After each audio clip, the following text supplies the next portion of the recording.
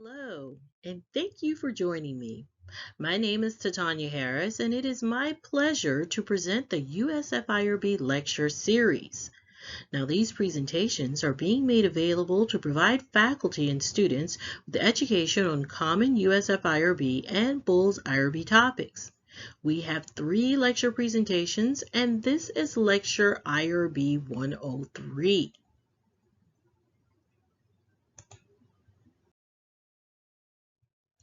IRB 103 covers the difference between class project and research, IRB resources, a summary of good clinical practice, and research ethics. Let's go ahead and get started.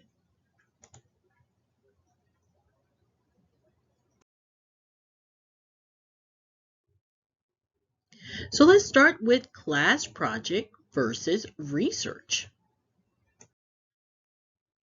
All right, so we're going to start with the definition of research. Now, we're going to be hitting this really hard throughout this presentation so you guys can get a real good understanding of research.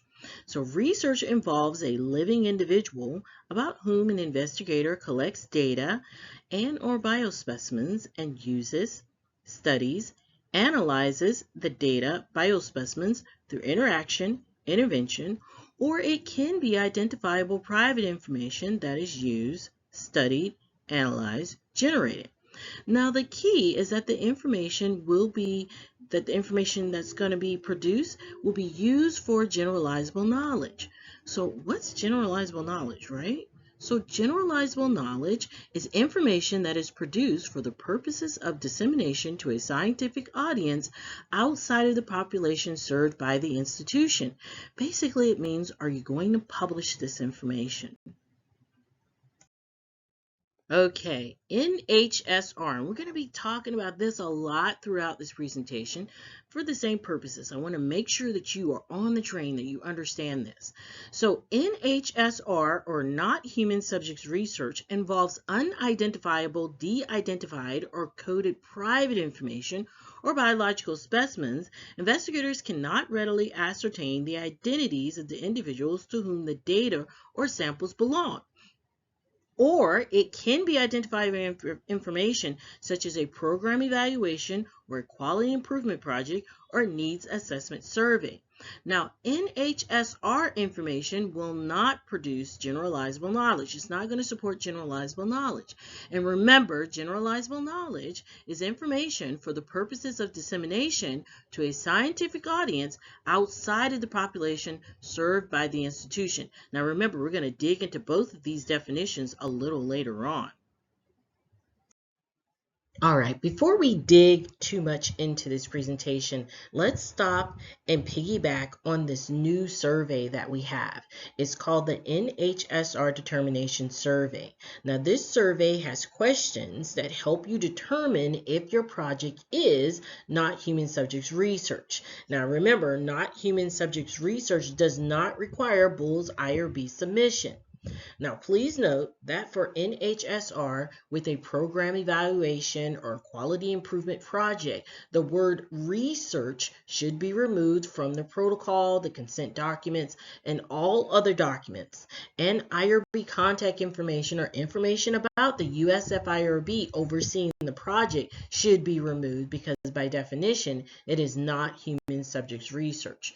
Now, once you complete the survey, a copy of the survey results will be automatically sent to you via email for your records. Now you can find the NHSR link on the BULLS IRB homepage. As you see right here, I got it circled. You just click on that link and it'll take you directly to the survey. You can also find it in our website in the BULLS IRB guidance document section, and we also have it in our newsletter archives, or you can send an email to the USFIRB and ask for them to send you the link. Now we will review resources a little later. All right, now let's define class projects. So if the coursework in a class includes a research experience project that is not intended to contribute to generalizable knowledge and is not intended to be presented or published beyond the classroom, IRB approval is not required, and the project should not be referred to as research. Now, the students are asked to remove the word research or research study or IRB oversight from the documentation, as by definition, it is not human subjects research. All right, let's carry over some more information about class projects.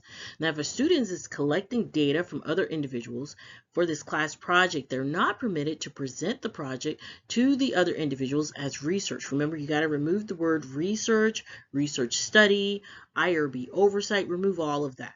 Now, if a student or faculty member finds that already collected student project data could potentially contribute to generalizable knowledge, they are permitted to use the data as a background, in that background section of your protocol. You can put it as background information in your protocol to conduct a prospective research study. Now, I want you to be aware that IRB does not provide retroactive approval for class or student projects. Okay, let's talk about educational records and research. So faculty members are permitted to review and use education records for research purposes as allowed by the federal regulations, USF HRPP policy, and the Family Education Rights and Privacy Act, which is FERPA. Now, faculty members are not permitted to use class or student projects as research unless prospective IRB review for the research study is obtained.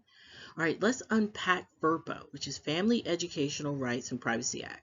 So FERPA is applicable if a faculty member was the instructor for students and has access to the student identifiers.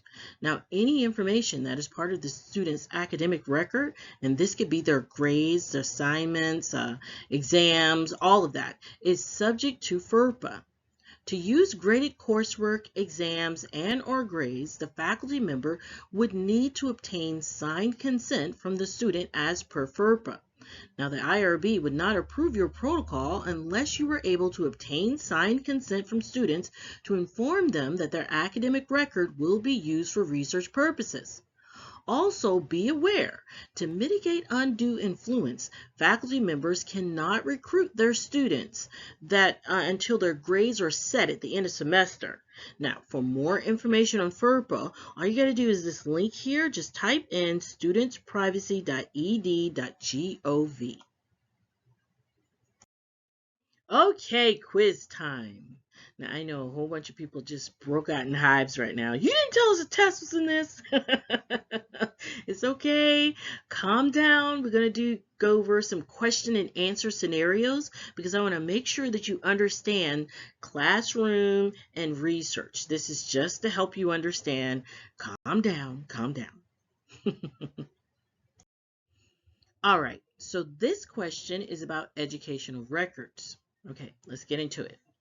A faculty member would like to compare best educational practices in their course with similar courses around the country. To conduct this research study, the faculty member would like to use test scores and grades. Now, is IRB review required? Let's think about it for a minute. So the answer is yes. This study can be conducted as allowed by the federal regulations, USF HRPP policy, and FERPA with prospective IRB review and approval. Now, let's go over some information for faculty.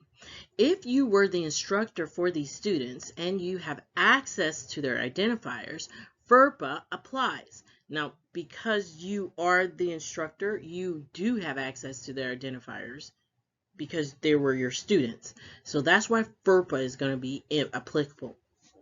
Any information that is part of a student's academic record, now remember, we said this could be the graded assignments, exams, or grades, is subject to FERPA. Now also I want you to remember to use graded coursework, exam, and/or grades, the faculty member would need to obtain signed consent from the students. I want you to also remember that the IRB would not approve the protocol unless the faculty were able to obtain signed consent from students to inform them that their academic record will be used for research purposes. Now, also be aware To mitigate undue influence, faculty are advised to not recruit their students until grades are set at the end of the semester. All right, you guys did great on that one. So let's move on to another one, student project. Okay, here we go. During a research methods class, students are required to create a protocol, consent form, and survey tool to complete a project for course credit. The intent of the project is to provide an educational experience about research methods. There is no intent to publish or present the results beyond the classroom, campus, or educational program. The students will inform the individuals taking part in the project that they are conducting a project for course credit, will not refer to the project as a research study. Is IRB review required? All right, let's think about this. Yes or no? All right, it's no. All right, remember, if the coursework in a class includes a research experience project that's not intended to contribute to generalizable knowledge and is not intended to be presented or published beyond the classroom, IRB review approval is not required and the project should not be referred to as research. Really good. Okay, let's keep it going. All right, let's kind of build on that last project. Okay, upon presentation of the results, the faculty member deems that the results of the project could potentially contribute to generalizable knowledge. Now, is IRB review required? Let's think about this. Yes or no? Yes, very good. The student faculty member can recreate the project in the form of a prospective research protocol, ensuring that the protocol is submitted for prospective IRB review. Now, the information about that student project can be included in the background section of the protocol. So that student project can turn into research, and you're going to make that student project like a pilot study, if you will, as you explain it in your protocol. Good job. Let's do some more. All right, student research project. So the graduate program in biology requires that graduate students conduct a research study. The intent of the project is to provide an educational experience and to develop a protocol that could contribute to generalizable knowledge. The results will be presented and published as research. Is IRB review required? Let's think about this one. Yes or no? Yes, this study can be conducted as allowed by federal regulations and USF HRPP policy with prospective IRB review and approval. Now, because the results will contribute to generalizable knowledge, meaning it will be published, this is considered human subjects research. I mean, that's one facet that makes it human subjects research, but that's kind of like the key, generalizable knowledge. Good job. You guys did absolutely amazing. All right, good job. And Jean-Luc Picard seems to think you did a good job too. For those of you that do not know, I am absolutely a Trekkie. I love Star Trek. I even have fish that are named after Star Trek characters. So I had to put a Star Trek reference in here. Ha ha ha, hee hee hee. All right. If you want additional support with class project versus research, we have a flyer for that. Let me show you how to get to it. You're going to go to our website, and then you're going to click on the Regulation and Guidance tab. Then you're going to click on the Guidance Document folder, and then bam, boom, you're going to find the class project versus research flyer. Now, the best part about that document guidance section is it's got tons of flyers, tons of videos, all this information that's going to be very, very helpful for you when you are trying to create your documents or work through your study processes, right? We're going to go over all those educational resources right now.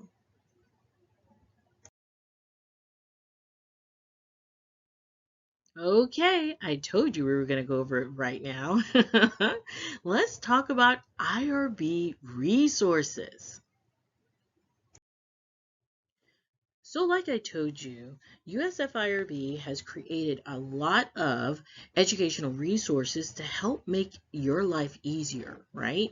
So you tell us where the gap is, and then we try to fill it with these educational resources. Now, I want you to be able to find this awesome information. What you're going to do is you're going to go to the Bulls IRB homepage. Now, how can you get there? By typing in irb.research.usf.edu. Now, once you get to the Bulls IRB homepage, you're going to look over to that left-hand side, and you're going to click on the Regulation and Guidance subheader over to the left-hand side.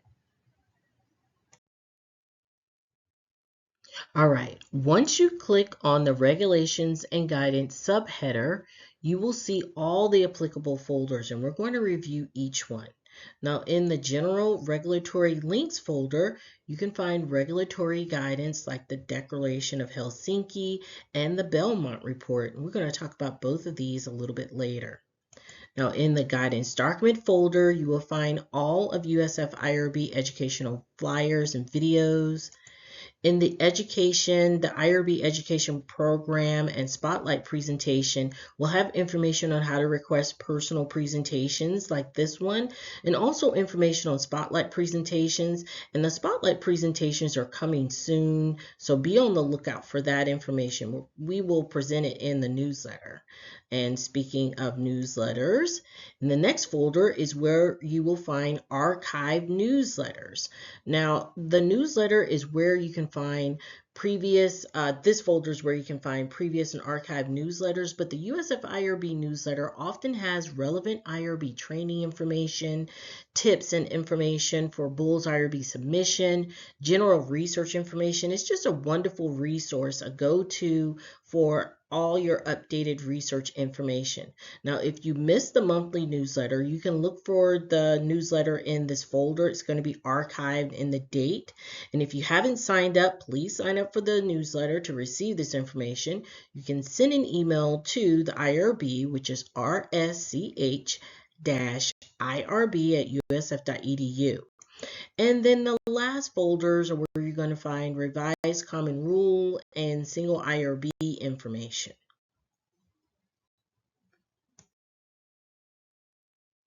Now let's talk about checklists. Now you can find these in the library. All you're going to do is click on library and then click on checklist, and you will see all the applicable checklists that we have. Now, again, you can find references to applicable checklists throughout the protocol.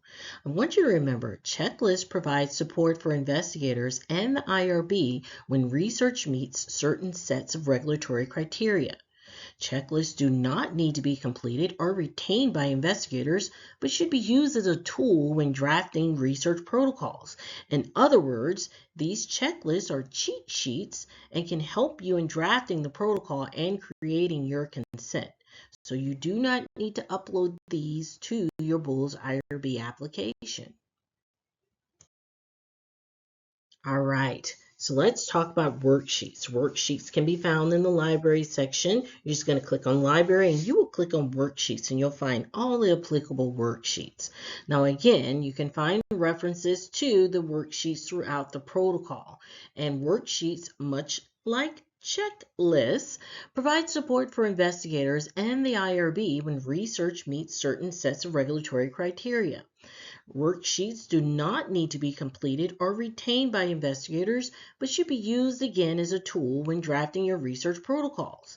Now again, these worksheets are like checklists in that they are cheat sheets and can help you in drafting the protocol and creating your consent. But again, you do not upload these documents to your Bulls IRB application.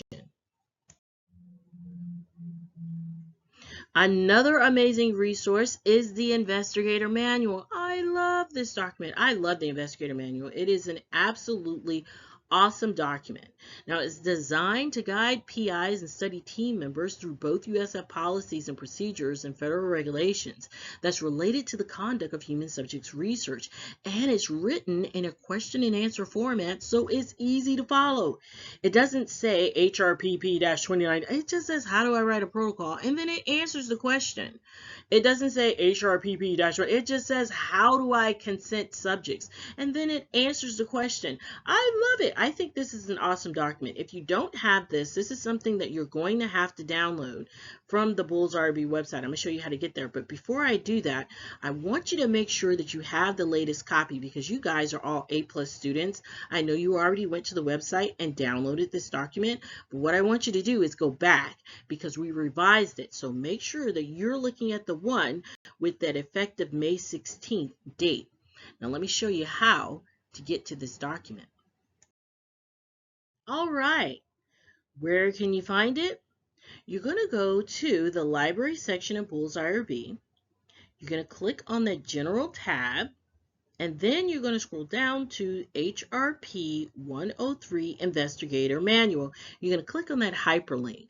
Now, that hyperlink is going to cause the document to download. It's going to download as a Word document.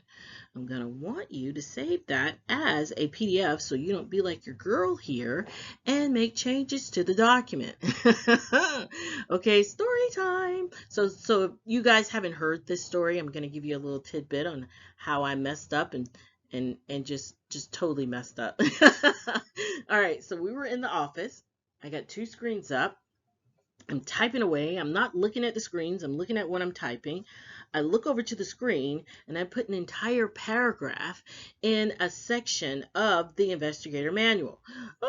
So of course, I got streaks of gray hair on my right side. They just kind of flowed down.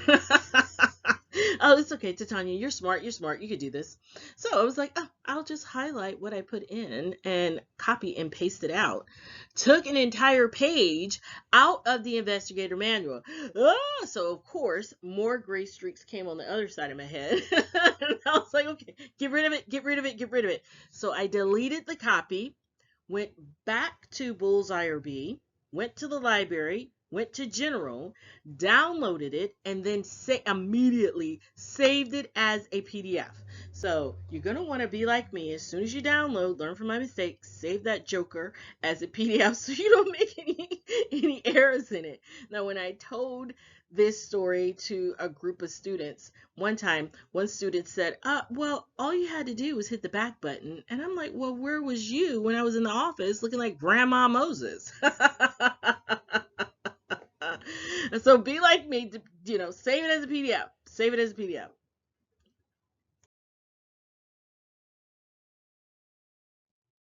All right, now let's go over GCP or Good Clinical Practice.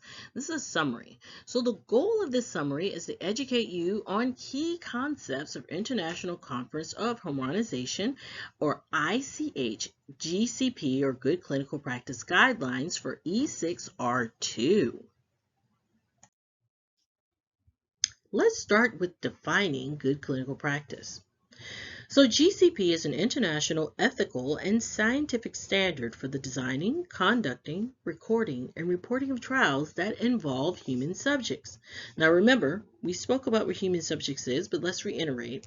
Human subjects research involves a living individual about whom data or biospecimens are obtained, used, studied, analyzed through interaction, intervention, or identifiable private information that is used, studied, analyzed, generated.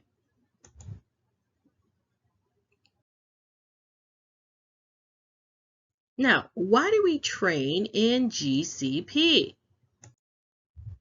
So let's talk about NIH policy guidelines. Effective in January 2017, the NIH expects that all NIH-funded clinical investigators and clinical trial staff who are involved in the design, conduct, oversight, or management of clinical trials be trained in GCP. Recipients of GCP training are expected to retain documentation of their training.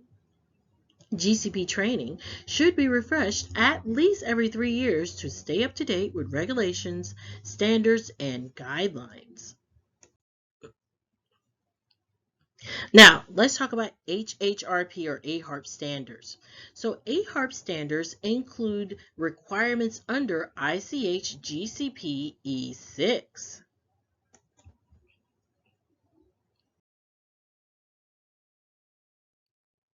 What is International Conference on Harmonization? Okay, let's talk about ICH.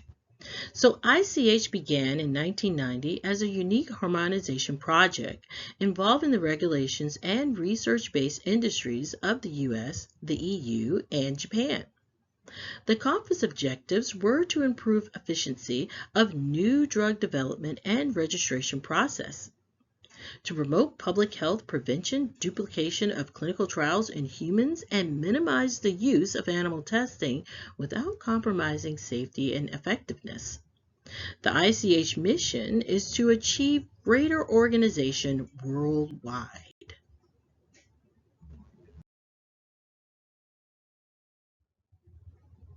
What is ICH GCP? All right, glad you asked.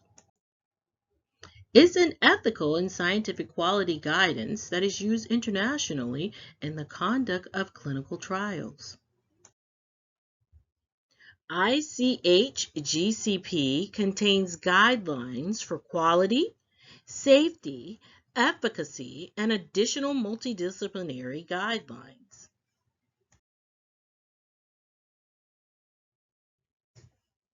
So, what are the 13 principles of ICH GCP? So, we're going to go through each one of those. All right, Principle 1. Clinical trials should be conducted in accordance with the ethical principles that have their origin in the Declaration of Helsinki and that are consistent with GCP and the applicable regulatory requirements. So, what is the Declaration of Helsinki? Now, we spoke about this briefly when we were going over the IRB resources in the guidance document folder. So, the Declaration of Helsinki is a formal statement of ethical principles published by the World Medical Association to guide the protection of human participants in medical research. Now, like I said, for additional information on the Declaration of Helsinki, remember you can visit our Bulls IRB website in that Regulations and Guidance tab, and you're going to go to the General Regulatory Links folder. Okay, Principle 2. Now, before a study is initiated, foreseeable risks and inconveniences should be weighed against the anticipated benefit for the individual trial subject and society. A study should be initiated and continued only if the anticipated benefits justify the risk. Principle number 3. The rights, safety, and well-being of the study subjects are the most important considerations and should prevail over interests of society and science. Principle 4. The available non-clinical and clinical information on an investigational product should be adequate to support the proposed clinical trial study. Principle 5. Clinical trials should be scientifically sound and described in a clear, detailed protocol. Principle 6. A study should be conducted in compliance with the protocol that has received prior IRB Independent Ethics Committee approval, favorable opinion. Principle 7. The medical care given to and the medical decisions made on behalf of subjects should always be the responsibility of a qualified physician or, when appropriate, of a qualified dentist. Principle 8. Each individual involved in conducting a study should be qualified by education, training, and experience to perform his or her respective task. Principle 9. Freely given informed consent should be obtained from every subject prior to clinical trial participation. Principle 10. All clinical trial information should be recorded, handled, and stored in a way that allows its accurate reporting, interpretation, and verification. Principle 11.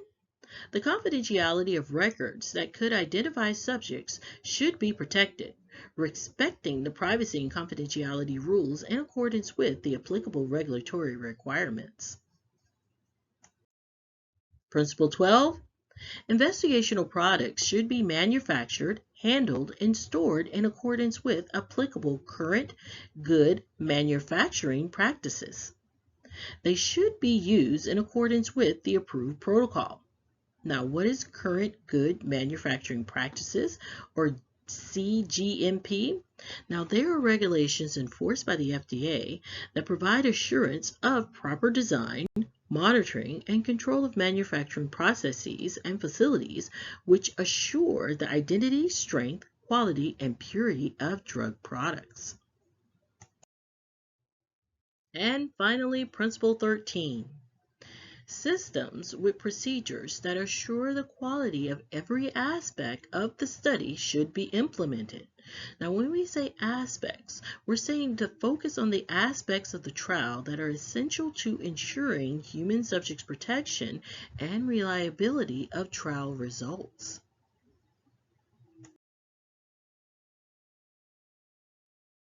All right, let's talk about how you can obtain GCP certification.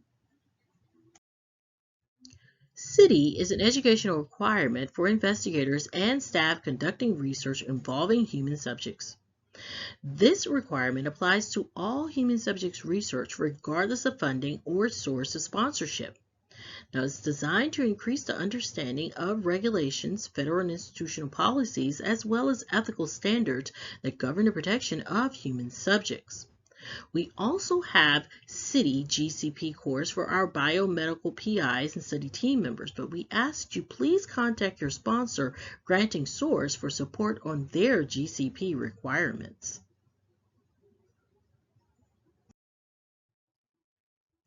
For additional information on CITI, you're going to download that CITI flyer. We have a CITI registration information flyer. It's a step-by-step process for registering for CITI, going online and registering for CITI. So you can download that flyer from our Bulls IRB website.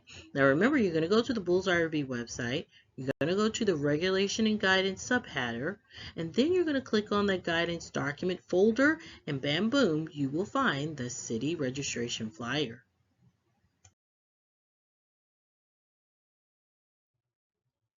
Okay, now let's dig into research ethics using the Belmont Report. So, the Belmont Report was issued April 1979 by the National Commission for the Protection of Human Subjects of Biomedical and Behavioral Research.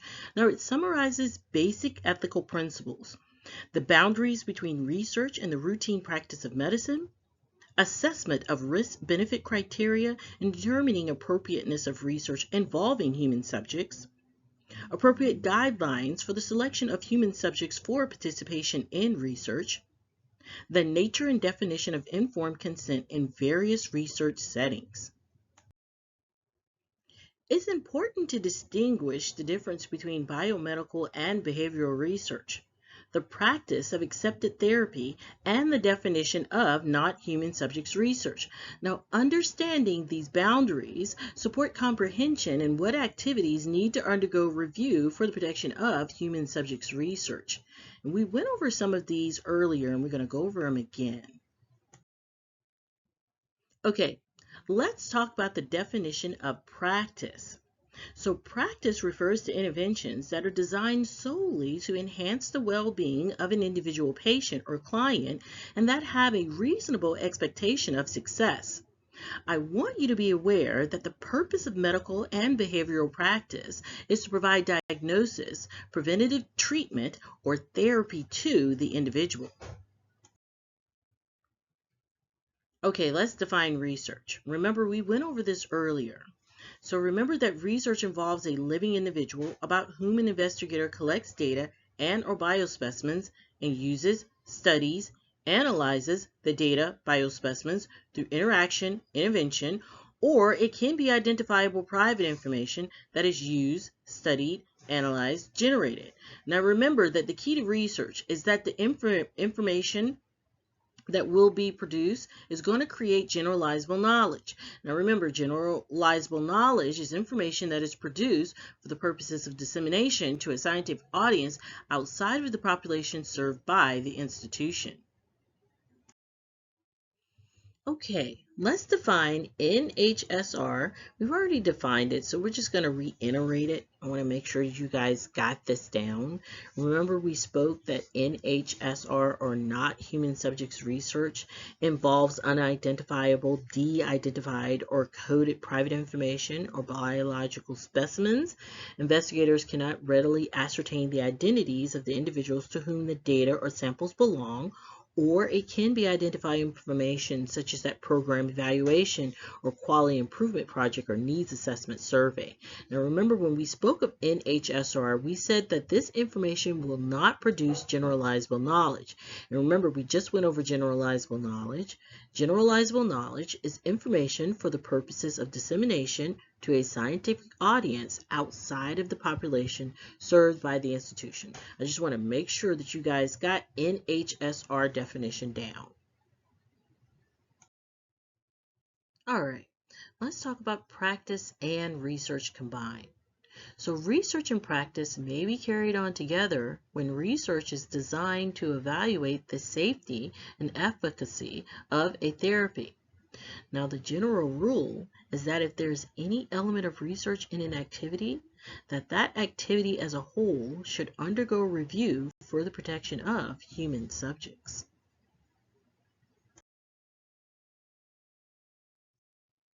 All right, now let's talk about the Belmont Report. Now, the Belmont Report has 3 pillars. The first pillar is respect for persons. The next pillar is beneficence. And then the last pillar is justice. And we're going to go over each one of these. Respect for persons. So respect for persons identifies the Commission's basic ethical principle in the nature and definition of informed consent in various research settings. Now there's 2 moral requirements. You need to acknowledge autonomy. That means that individuals need to be treated as fully functioning independent individuals without control of others.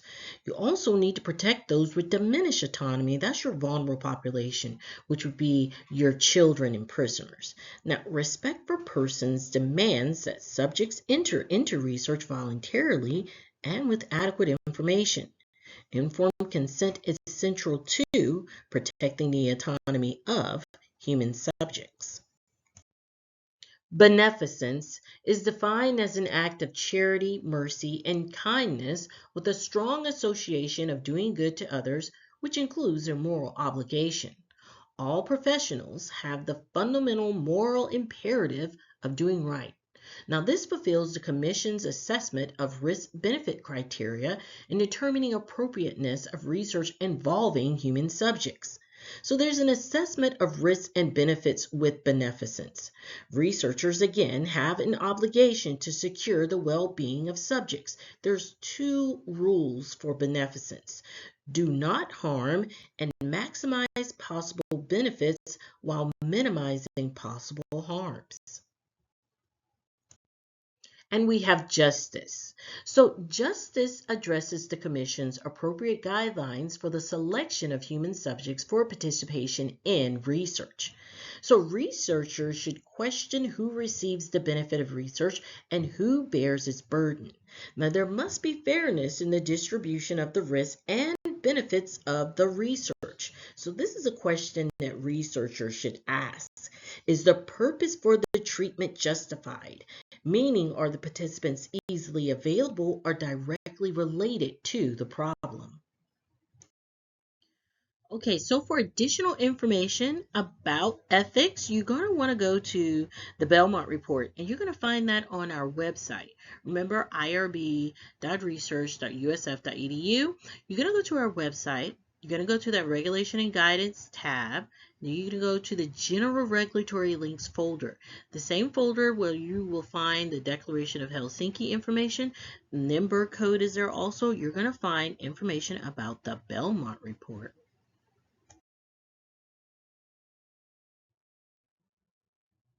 So for general information, additional information, you can go to our investigator manual, and also you can visit hhs.gov website.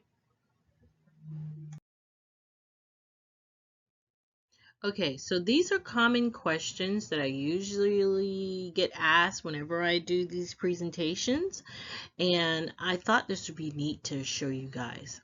So the first one is, you mentioned FERPA. What is it? Now we went over this earlier, but I'm just bringing it to your attention again. So FERPA is Family Educational Rights and Privacy Act. Now it's a federal law that protects the privacy of students' educational records. Now FERPA applies to any public or private elementary, secondary, or post-secondary school in any state or local educational agency that receives funds from applicable programs in the U.S. Department of Education. Now, any information that is part of a student's academic records, and remember we said their graded assignments, exams, and or grades is subject to FERPA. Now, remember I said a faculty member is an investigator. To use their student's graded coursework, exam, and or grades, the faculty member would need to obtain signed consent from the student as per FERPA. All right, now question number 2. Usually they ask me where to go to view previous USF IRB newsletters, but I put that little bit of information in there as well because I wanted you to be aware that USF IRB newsletter often has relevant IRB training information, like I told you, the tips and info for Bulls IRB submission and general research information. Now, the question is usually, where can I go to view previous USF IRB newsletters? Now, you can go to our Bulls IRB website. You're going to click on the Regulation and Guidance subheader, and then you're going to find the IRB newsletter folder. Now, this is where you can find all of the previous newsletters. I want you to sign up for the newsletter if you aren't already signed up. You need to sign up so you can get this monthly awesome education. So to sign up for the newsletter, you're going to send an email to the IRB general mailbox at rsch-irb@usf.edu. All right, and the last question that I am usually asked is, generalizable knowledge was mentioned. What is generalizable knowledge? So, generalizable knowledge is information that is produced for the purposes of dissemination to a scientific audience outside of the population served by the institution. Now, for example, it is information that's published. So, it's going to be published in a scientific publication outside of the institution. This is what we would consider generalizable knowledge.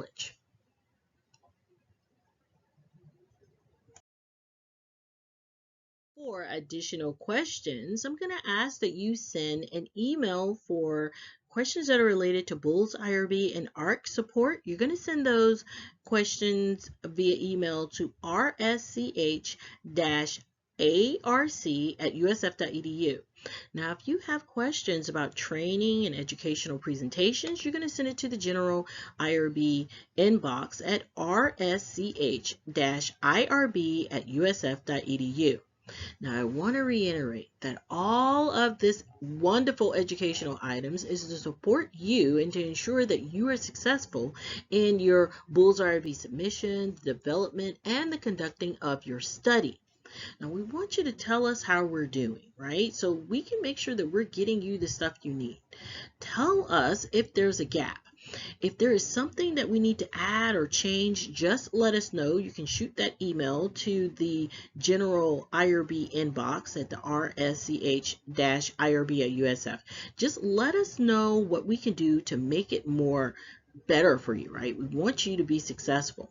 Now, We also like pats on the backs. So if we're doing something right, let us know that too. Just shoot an email and just say, hey, I love the flyers. Hey, I love the videos. Hey, I love whatever. And that way we can continue to make more of this kinds of stuff to help you be successful. All right, we are at the end of our lecture series IRB 103. Now we do have 2 additional lectures for your review on our website, IRB 101 and 102. Check it out if you get a chance. Thanks for watching.